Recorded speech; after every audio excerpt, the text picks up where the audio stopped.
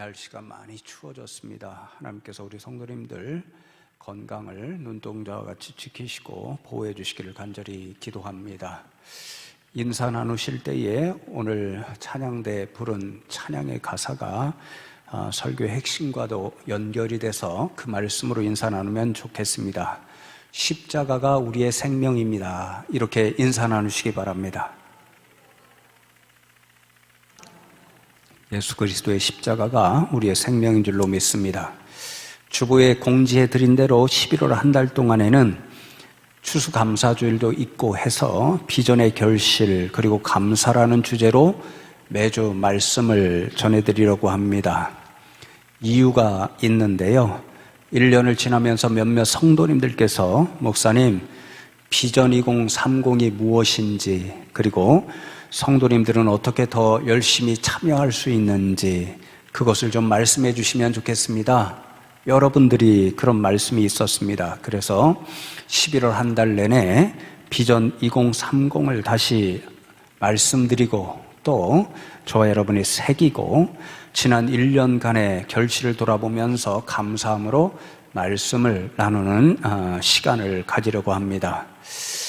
무엇보다도 드리고 싶은 말씀은요, 이 비전 2030이라는 것이 엄청난 그런 거창한 프로젝트가 아니라는 것, 그것을 기억해 주시면 좋겠습니다. 지난 해에도 말씀드렸지만 아직까지도 코로나가 끝나지 않았습니다. 이렇게 장기간 계속되다 보니까 우리 성도님들 주변에 보이셔야 할 분들이 안 보이시는 분들도 아직 있잖아요. 그렇게 개인적으로도 신앙의 위기를 경험하고 있고 우리 교회뿐 아니라 이 땅에 세워진 많은 교회들, 거의 모든 교회죠, 굉장한 위기의 때를 지나고 있습니다. 이 위기를 어떻게 우리가 극복할 수 있을까, 이런 관심으로부터 시작된 것이 바로 비전 2030입니다. 작년에 준비위원들이 열심히 모여서 기도하고 회의를 통해서 마지막 일치된 의견을 듣고 제가 담임 목사로서 굉장히 은혜를 받은 기억이 아직도 있습니다. 마지막 모임에서 모든 준비위원들이 다 한마음이 되어서 한 말씀을 하셨습니다. 그것은 목사님, 우리가 조금 더 열심을 내야 되겠습니다. 그렇게 말씀해 주셨고, 그래서 그 의견을 받아서 비전 선포식 할 때 비전 2030의 모토는 조금 더라고 말씀을 드렸습니다. 그래서 여러분, 비전 2030은 엄청난 거창한 일이 아니고 하나님께서 우리 숭실교회를 세워주실 때 저와 여러분을 통해서 하나님께서 이루시고자 하는 비전을 이미 주셨습니다. 교육의 비전과 섬김의 비전, 선교의 비전을 주셨는데 이 비전 2030의 일을 통해서 그 하나님의 마음, 그 뜻을 받아서 조금 더 열심히 3대 비전을 감당하자, 그렇게 시작된 사명운동이 비전 2030이라는 것, 우리 성도님들이 늘 기억하시고 기도해 주시면 좋겠습니다. 비전 2030 작년에 선포식을 하고 실질적 원년이 바로 올해 2022년도였습니다. 그런데 여러분, 중간중간 여러분에게 보고해드리고 또 홈페이지에 올려드렸듯이 하나님께서 은혜를 주시고 또 성도 여러분들께서 기도해 주시고 헌신해 주셔서 많은 결실들을 맺을 수가 있었습니다. 그 결실들을 한 주 한 주 돌아보면서 감사함으로 하나님 앞에 예배드리고 또 저와 여러분도 비전 2030의 모토처럼 조금 더 힘을 내자, 이런 믿음의 결단을 하는 이 한 달이 되면 좋겠습니다. 오늘은 첫 번째 시간으로 교육의 비전에 관한 말씀을 함께 나누려고 하는데요, 어떤 결실들이 있었는가 간단하게 사진을 좀 준비했습니다. 사진을 보면서 짧게 설명을 드리고 그리고 성경 말씀으로 돌아오겠습니다. 먼저 6장의 사진을 보여드리는데요, 이미 보시죠? 성도 여러분께서 기도해 주시고 물질로 헌신해 주셔서 아래 비전홀을 다 리모델링하고 우리 교육부 내부서, 유치부, 아동부, 중고등부, 청년부까지 다 교육실을 깨끗하게 리모델링하는 은혜를 하나님이 주셨습니다. 지금 보고 있는 사진이 첫 번째 사진이지요. 비전홀 리모델링 건축 공사하는 작업이 한쪽 사진이고, 다른 한쪽은 다 마무리한 후에 하나님 앞에 감사 예배 드리는 장면입니다. 그 다음 사진은 2층에 있는 왼쪽에, 제가 보기에는 왼쪽인데요, 아동부 교육실이고 오른쪽은 청년부 교육실입니다.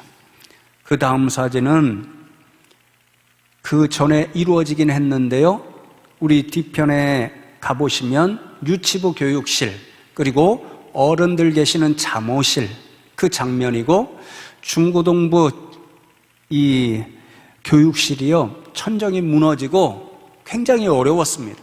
근데 학교가 협조해주고 도움을 주어서 지붕 천정을 깨끗하게 보수해서 교육실을 예쁘게 다시 꾸밀 수가 있었습니다.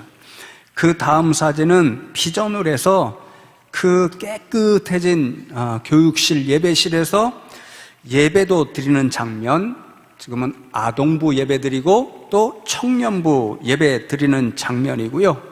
그 다음 사진을 보시면 그 다음 사진과 더불어서 비전을 리모델링한 그 자리에서 우리 아이들이 신앙교육을 받고 또 활동을 하는 그런 예쁜 사진입니다. 여러분, 우리 성도님들도 비전을 들어가시면서 마치 천국에 들어가는 것 같다라고 말씀하신 분들이 여러 분 계십니다. 너무 예쁘게 잘 해놓아서 그렇고요. 제가 교육자들한테 보고를 들으니 우리 아이들도 그렇게 깨끗해진 환경에서 교육을 받고 예배를 드리니까 너무 좋다라고 그렇게 이야기합니다. 감사한 것은 우리 숭실학원 아이들도 와서 저 청년부 교육실에서 도서관처럼 공부를 합니다. 우리 교회 학교 다니는 아이들도 시험 때면 와서 같이 공부를 합니다. 또 어떤 선생님들은 저기가 신앙훈련 시키기가 아주 좋은 장소니까 몇몇 선생님들은 주중에 아이들을 데리고 와서 저기에서 소그룹 활동하면서 신앙교육을 시키는 예쁜 모습도 보게 됩니다. 그런 모습들을 보면서 담임 목사로 참 흡족하고 기쁘기도 해서 자랑을 좀 하고 싶었습니다. 그래서 여러 목사님들을 초청해서 저 아래 비전호를 소개시켜 드리기도 하고 모임을 가졌습니다. 오늘 저녁에 오는 세미나 강사분도 교회교약 현장연구소의 전문 연구위원이신데요, 저희 교회가 이사교회입니다. 이사회를 그곳에서 개최해서 모든 목사님들이 오셨습니다. 또 저희 교회가 평양로에 서시찰소 속에 들어가 있습니다.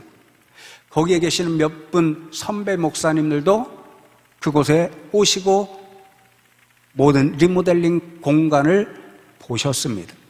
또 저희 동기 목사님들도 여러 분 오셔서 함께 모임을 비전홀에서 가졌습니다.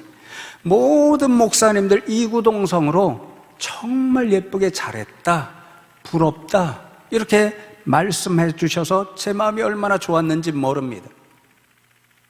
교회교육 현장용소 이사 목사님들이요, 반 농담 반 진담으로 매년 이사회는 숭실교에서 하면 좋겠다, 잘 대접해 드렸거든요.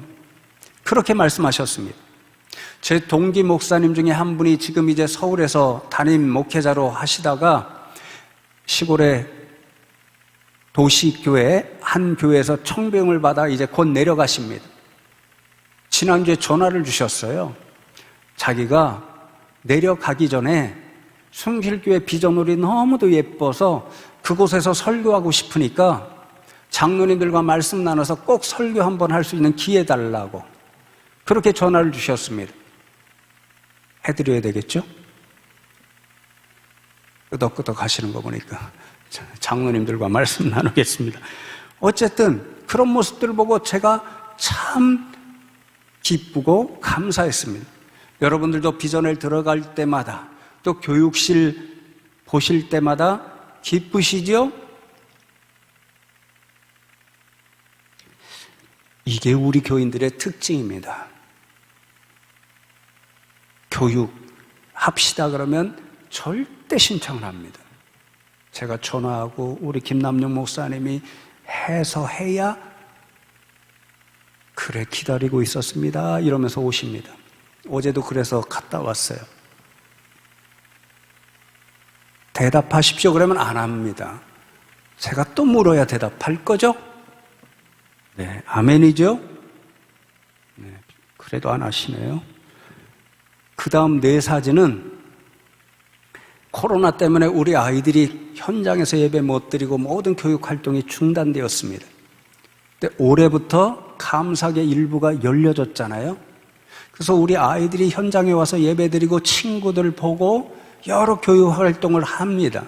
그 대표적으로 이제 여름 성경학교 여름 수련회를 했는데요. 올해 얼마나 예쁘고 즐겁고 뜨겁게 했는지 모릅니다. 우리 유치부 오시죠? 교회에서 했습니다. 아주 재미있는 아이디어는요, 우리 옆에 경사가 졌잖아요. 거기에 물을 뿌려놓고 물썰매장을 만들었습니다. 인기 최고였다고 합니다. 가운데 보이시죠?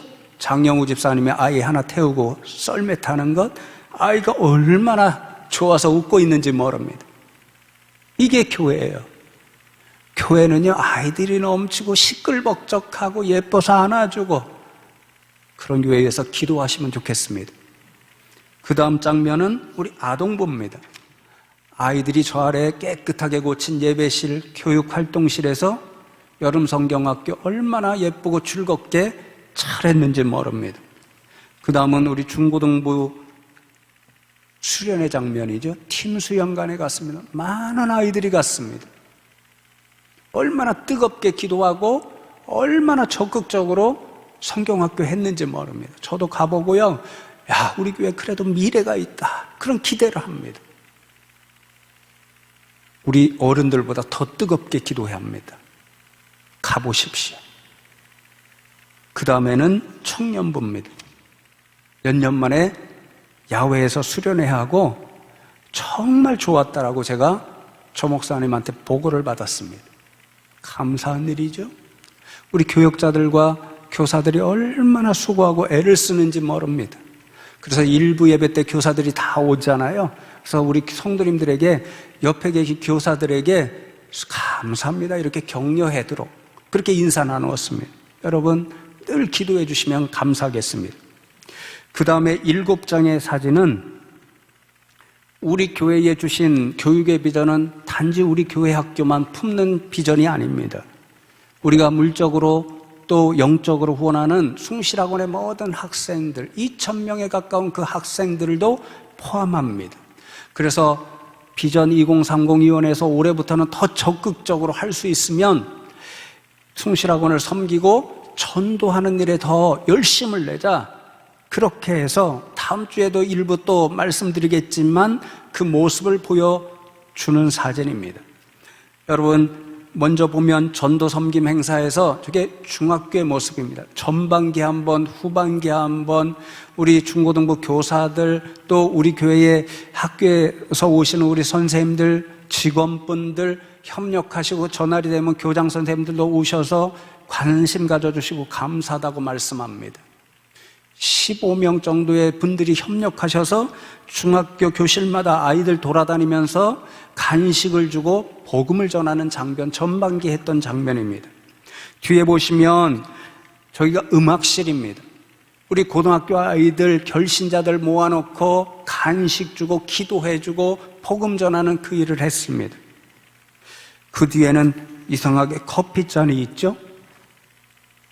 우리 교회에서 정말 숭실학원 섬기시는 우리 교사분들, 직원분들 감사하다고, 우리가 기도하고 있는 아이들 세상의 지식뿐만 아니라 하나님의 사랑으로 하나님을 아는 지혜도 전달해달라고 소구하신다고 격려해드리기 위해서 커피 한 잔씩 다 드렸습니다. 반응이 뜨겁습니다. 그 다음 사진은 후반기에 한 일입니다. 역시 중학교 교실마다 아이들 만나고 간식 전해주고 복음 전하는 장면입니다. 그 다음 사진은 그날 후반기에 하는 날 이 체육관 신축 건물 위에 식당이 있잖아요. 그 연결 통로에 우리 성도님들 또 중고등부 교사들이 다 와서 저렇게 아이들 한 사람 한 사람 만나고 간식 주고 복음 전하는 그 일을 행했습니다. 수고하신 분들 많은데 얼마나 감사한지 모릅니다. 하나님이 기뻐하시고 예뻐하시는 일이라고 저는 분명히 확신합니다. 마지막 2장의 사진은 우리 학원의 아이들을 많이 초청해서 중고등부 TIC에서 전도잔치, 친구 초청 장치를 하는 장면입니다. 전반기에 얼마나 우리 교사들이 수고해서 맛있는 것을 지역교회에서 유명합니다. 숭실교회 가면 맛있는 거 해준다. 제가 거짓말하는 거 아니에요. 물어보세요. 그렇게 소문났습니다. 우리 숭실교회 교사들이 그렇게 열심히 합니다. 마지막 장면은 지난주에 행한 일입니다. 130명의 아이들이 왔습니다. 제 아들도 와가지고 정신이 없었대요. 그렇게 되는 것이 얼마나 감사한지 모릅니다. 우리 교육자와 교사들이 수고해 주신, 그리고 학교에서 우리 선생님들도 막 보내주셔요. 얼마나 감사한지 모릅니다. 제가 늘 강조합니다. 단 한 번 저 자리에 올지라도, 예수 그리스도의 복음을 한 번만 들을지라도 인생의 어느 순간에 그 순간에 생각나고 예수를 만나는 믿음의 역사가 일어날 수 있다. 그 기대와 믿음으로 저희를 하라고 말씀드립니다. 이야기하면 주변의 목사님들이 부러워합니다. 어떻게 숭실교회는 요즘 아이들이 없는데 그렇게 몰려올 수 있느냐고 부러워합니다. 제가 뿌듯합니다. 하나도 안 놀라셔요. 여러분, 정말 자랑거리가 되어야 합니다. 아멘이죠? 자랑하십시오. 네. 자부심을 가지십시오. 그리고 기도해 주십시오. 그런데 성도 여러분, 현실적인 어려움들이 너무 많습니다. 코로나로 인해서 중단되었던 교회 교육을 어떻게 되살릴까 너무 어렵습니다. 이 어려운 시대의 교회 교육을 위해서 어떤 프로그램을 가져와 볼까, 어떻게 양육할까, 담임 목사로서 늘 고민합니다. 쉽게 답을 못 찾겠습니다.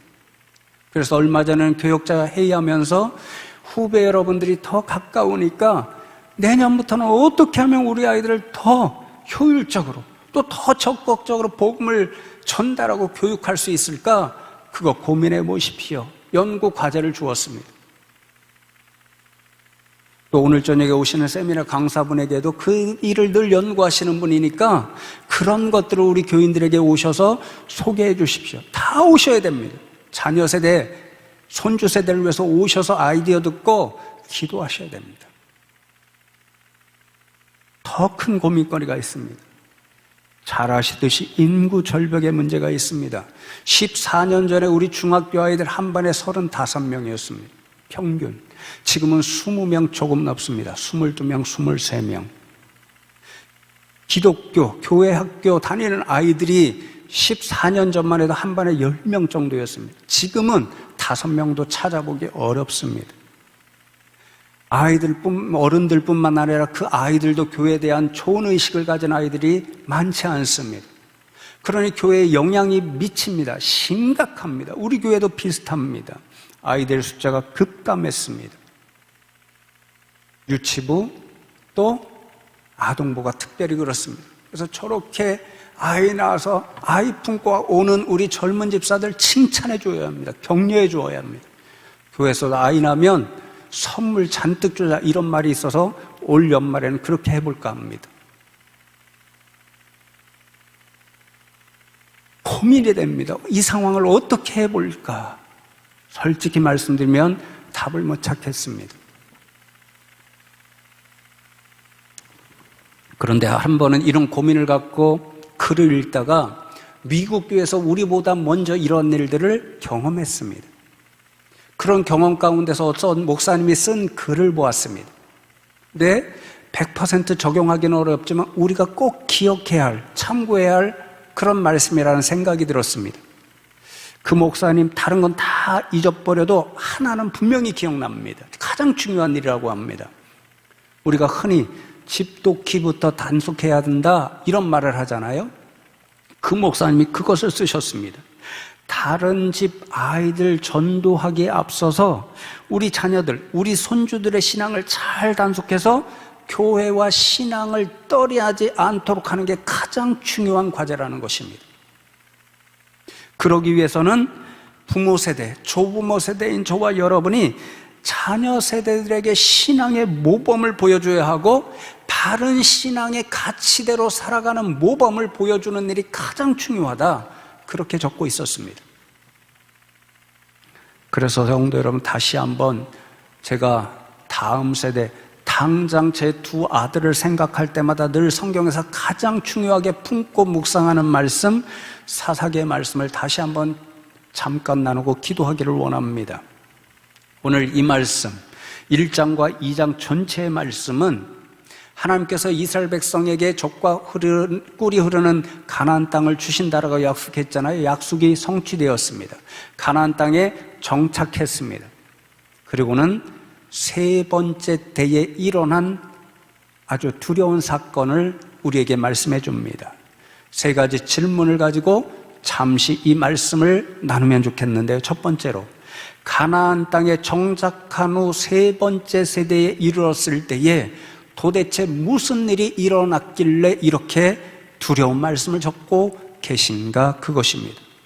오늘 함께 읽은 2장 10절이 무슨 일이 일어났는가를 우리에게 보여주는 두려운 말씀입니다. 그 세대의 사람도 다 그 조상들에게로 돌아갔고 그 후에 일어난 다른 세대는 여호와를 알지 못하며 여호와께서 이스라엘을 위하여 행하신 일도 알지 못하였더라. 그 세대의 사람은 부모 세대 2세대입니다. 다 돌아가셨습니다. 그 후에 일어난 자녀 세대를 가리켜서 다른 세대라고 이야기합니다. 다른 세대가 되는 두렵고 무서운 일이 일어났습니다. 영어 성경을 찾아보니까 mutant, 아주 듣기 싫은 말입니다. 돌연변이가 되었다는 뜻입니다. 어떤 성경은 heterogeneous, 변종, 이질적인 세대가 되었다는 것입니다. 무슨 일이 발생했냐면요, 자녀 세대가 부모 세대와 조부모 세대와는 다른 그러한 변질된 세대, 변종의 세대가 되었다는 것입니다. 어떤 모습이 변질되었냐면요, 신앙의 모습이 변질되어 버렸습니다. 부모 세대와 조부모 세대는 하나님이 어떤 분이신지를 분명히 알았습니다. 하나님께서 그들을 위해서 행해 주신 일, 출애굽의 사건, 40년 광야에서 먹여주신 사건, 가나안 땅을 주신 그 은혜를 분명히 알았습니다. 그래서 하나님만 섬기는 믿음의 사람, 신앙의 사람으로 살아갔습니다. 그러나 자녀 세대는 하나님도 몰랐고 하나님이 그들을 위하여 베풀어 주신 사건도 다 잊어버리고 모르게 되었습니다. 그래서 11절과 12절 말씀을 보시면 이스라엘 자손이 여호와의 목전에 악을 행하여 바알들을 섬기며 애굽 땅에서 그들을 인도하여 내신 그들의 조상들의 하나님 여호와를 버리고 다른 신들 곧 그들의 주위에 있는 백성의 신들을 따라 그들에게 절하여 여호와를 진노하시게 하였으되 라고 말씀합니다. 자녀 세대는 하나님을 모르고 하나님이 행해 주신 일을 다 몰랐기 때문에 하나님을 버리고 가나안 이방인들이 섬기는 바알과 같은 우상을 섬기는, 그래서 하나님을 믿는 신앙인으로 살다가 죽었던 부모 세대는 부모 세대와 조부모 세대와 다른 변종의 신앙인이 되어버렸습니다. 그래서 하나님을 진노하시게 만들었습니다. 여러분, 뭔가 두려운 일이 일어날 것 같은 분위기죠? 그렇습니다. 자녀 세대에 너무도 무서운 일이 나타났습니다.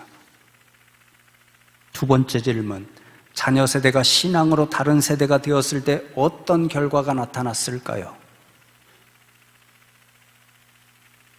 13절로 15절 말씀을 보시면 그들이 여호와를 버리고 바알과 아스다롯을 섬겼으므로 여호와께서 이스라엘에게 진노하사 노력하는 자의 손에 넘겨주사 그들이 노략을 당하게 하시며 또 주위에 있는 모든 대적의 손에 팔아넘기심에 그들이 다시는 대적을 당하지 못하였으며 그들이 어디로 가든지 여호와의 손이 그들에게 재앙을 내리시니 곧 여호와께서 말씀하신 것과 같고 여호와께서 그들에게 맹세하신 것과 같아서 그들의 괴로움이 심하였더라.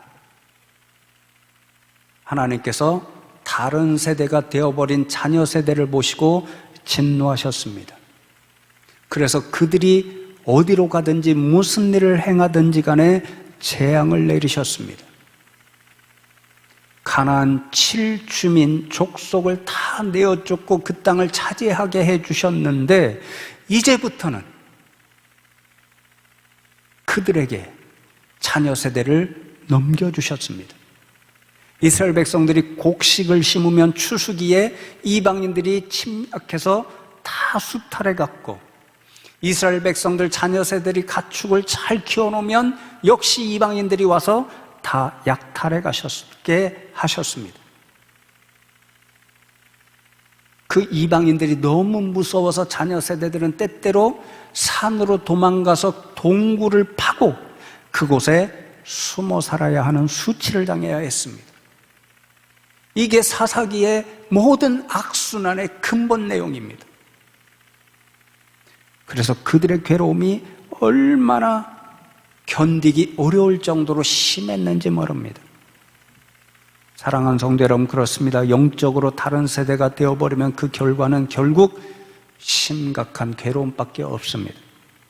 하나님을 버리는 것은 영적인 죽음의 길로 달려가는 일이기 때문에 그렇습니다. 정말 제 입 밖으로 꺼내고 싶지 않지만 만일 저와 여러분의 다음 세대 자녀들이 신앙을 버리고 하나님을 떠나서 다른 사람들이 되었다고 생각해 보십시오. 그러면 우리 자녀 세대들이 하나님 앞에 섰을 때에 받아들여야 할 인생의 성적표는 너는 영적으로 낙오자다, 그 한마디입니다. 그러면 심히 괴로운 인생으로 끝나는 거죠. 어쩌면 영생을 얻는 것이 아니라 영벌을 얻는 자녀 세대가 될 수도 있습니다. 그러니 사랑하는 성도 여러분, 우리 자녀 세대는 결코 다른 세대가 되어서는 안 될 줄로 믿습니다. 저와 여러분과 동일하게 하나님을 알고 믿고 섬기는 세대, 그래서 우리와 동일하게 하나님 약속하신 영생의 멸관 상급을 받는 우리 자녀 세대들이 되어야 할 줄로 믿습니다. 여러분, 그렇다면 세 번째, 왜 자녀 세대가 다른 세대가 됨으로 하나님으로부터 진노의 대상이 되는 이 안타깝고 무서운 일이 발생하게 된 것일까요? 불행하고 안타깝게도 그 모든 원인은 부모 세대와 조부모 세대에게 있었습니다. 오늘 본문 말씀 앞 사사기 2장 2절과 3절 말씀을 보시면 하나님께서 이스라엘 백성들에게 가나안 땅을 주시기 전에 한 가지 분명한 생명의 교훈으로 경고하십니다. 가나안 땅에 들어가게 되면 가나안 족속들 우상을 섬기는 그들을 다 몰아내라. 그리고 그들이 우상을 섬기기 위해 세운 제단들 다 허물어 버려라. 그렇지 않으면 그것들이 너희나 다음 세대에게 올무가 될 것이다. 그렇게 경고해 주셨습니다. 이방인들이 섬기는 우상을 남겨두게 되면 분명히 올무가 되어서 어떤 세대든지 다른 세대가 되어버릴 수 있는 영적인 위험을 차단하기 위한 생명의 조치였습니다. 그런데 성도 여러분, 우리가 두려움으로 들어야 됩니다. 부모 세대와 조부모 세대가 이 하나님의 말씀을 순종하지 않았습니다.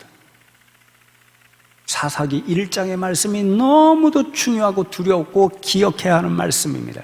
1장을 반복해서 읽어보면 반복되는 말씀 가운데 하나가 쫓아내지 못하였더라는 말씀입니다. 19절, 21절, 28절, 29절, 32절에 나옵니다. 21절 말씀을 보면 예루살렘에 거주하는 여부스 족속을 쫓아내지 못하였으므로 그렇게 말씀합니다. 말씀은 힘이 없었기 때문에 쫓아내지 못한 것처럼 보이지만 우리가 잘 알듯이 그렇지 않았습니다. 하나님께서 도와주셨기 때문에 원하기만 했으면 다 쫓아낼 수 있었습니다. 그런데 이스라엘 백성들은 가나안 주민을 다 쫓아내지 않고 그들과 함께 살았습니다. 한 가지 목적이 있었기 때문입니다. 반복됩니다. 1장에 28절, 33절, 35절 28절 말씀에 이스라엘이 강성한 후에야 가나안 족속에게 노역을 시켰다 그렇게 말씀합니다.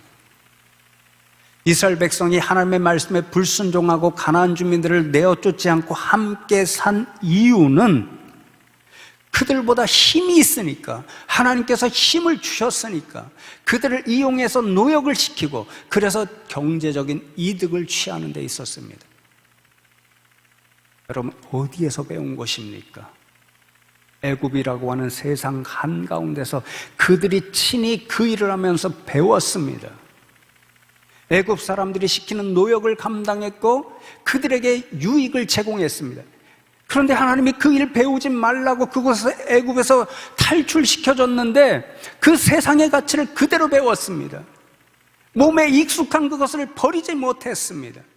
물질의 가치, 돈의 가치, 만문의 가치를 그대로 가지고 왔습니다. 그 가치 때문에 하나님의 말씀을 불순종했습니다. 가나안 주민들을 쫓아내지 못했습니다. 그들의 우상을 다 몰아내지 못했습니다. 세상이 귀하게 여기는 그 가치 때문에 그것에 사로잡혀서 하나님의 말씀을 불순종하고 자녀 세대에게 우상을 그대로 물려주었습니다. 자녀 세대들이 그 우상 숭배자가 되어서 다른 세대가 되었고 그 결과로 하나님의 진노의 대상이 되어버리고 말았습니다. 그러니 자녀 세대의 영적 실패는 부모 세대와 초부모 세대의 영적 실패의 결과물이었습니다. 사랑하는 성도 여러분, 이 무서운 일을 분명히 기억하시면 좋겠습니다. 성도 여러분은 어떤 유산을 자녀에게 물려주고 싶어 하십니까? 물질, 이 세상 살아가는데 조금 더 쉽게, 조금 더 빠르게 성공하고 쉽도록 그런 것들을 물려주고 싶은 것 당연한 부모의 마음입니다. 그러나 우리 믿는 사람은 분명히 그 물질의 유산보다 하나님을 믿는 신앙의 유산이 더 중요하다는 것을 자녀들에게 분명히 말해 주어야 하고 먼저 모범적으로 보여주며 살아야 합니다. 그래야 우리 자녀 세대가 다른 세대가 되지 않을 줄로 믿습니다. 그러니 사랑하는 성도 여러분, 우리 교회에 주신 교육의 비전은 하나님께서 우리 교회와 성도님들을 특별히 사랑해 주셔서 주신 우리 자녀 세대를 우리와 동일한 믿음의 사람으로 양육하고 영적으로 살려내라고 주신 생명의 비전이라고 저는 오늘도 확신합니다. 이를 위해 우리가 어떻게 해야 할까요? 가장 중요하게 해야 할 일이 기도하는 일입니다. 기도하는 일로부터 자녀를 사랑해야 합니다. 주중에 한 선배 목사님을 만났습니다. 세 자녀가 계십니다. 한 자녀, 제일 잘생기고 제일 똑똑하고 제일 능력 있는 자녀인데 2년 넘도록 자기 방에만 갇혀서 매일같이 24시간 게임만 하며 산다고 합니다. 매일 새벽마다 하나님께 앞에 나가서 목사님께서 하나님 언제까지입니까? 눈물로 기도하신다고 합니다. 저도 자신 없습니다. 여러분도 자신 없죠? 그러니 자녀를 위해서 눈물로 기도하셔야 됩니다. 손주들을 위해서 눈물로 기도하셔야 됩니다. 우리 교회 학교를 위해서 눈물로 기도하셔야 됩니다. 여러분들을 위해서 다음 세대를 양육해주는 사역자들과 교사들을 위해서 기도해 주시고 보실 때마다 감사하다라고 격려해 주셔야 됩니다. 교회학교 행사 있을 때마다 다시 또 말씀드립니다. 직분자들, 기관장들, 수련회 성경학교 행사할 때마다 찾아가십시오. 격려해 주십시오. 기도해 주십시오. 잘한다 칭찬하시고 격려해 주십시오. 반드시 찾아가셔야 됩니다. 함께 전도하십시다. 그렇게 교회에서 이야기하면 그 사역에 적극 동참할 수 있는 그런 분들 되시면 좋겠습니다. 다음 세대를 위해서 우리가 물질로 헌신합시다 그러면 목사가 또 헌금하라고 한다 이렇게 하시지 말고 여러분 다음 세대를 생각해 보시면서 기도하시고 동참해 주시면 좋겠습니다. 이제 마지막으로 가장 중요한 일입니다. 자녀들을, 손주들을 교회로 보내주시기 바랍니다. 쉽지 않은 일입니다. 오늘도 제가 세게 설교합니다. 부담 느끼실 분도 있는데 거룩한 부담으로 당연히 받으셔야 합니다. 그런데 저부터 자신 없습니다. 설교자로서 설 만한 자격도 없을지도 모릅니다. 두 아들을 생각할 때마다 신앙교육 자신이 있다라고 말할 수 없기 때문입니다. 여러분들도 비슷할 것입니다. 그러니 여러분 어떻게 해서든지 교회 학교로 보내주십시오. 우리 사역자들, 교사분들이 책임지고 잘 신앙 양육해 드리겠습니다. 그래서 성도 여러분, 우리 하나님께서 우리에게 주신 아름다운 비전, 다음 세대의 비전, 교육의 비전, 조금 더 힘을 내서 모두가 함께 이루어갈 수 있는 우리 교회 성도님들 다 되시기를 주님의 이름으로 축복합니다.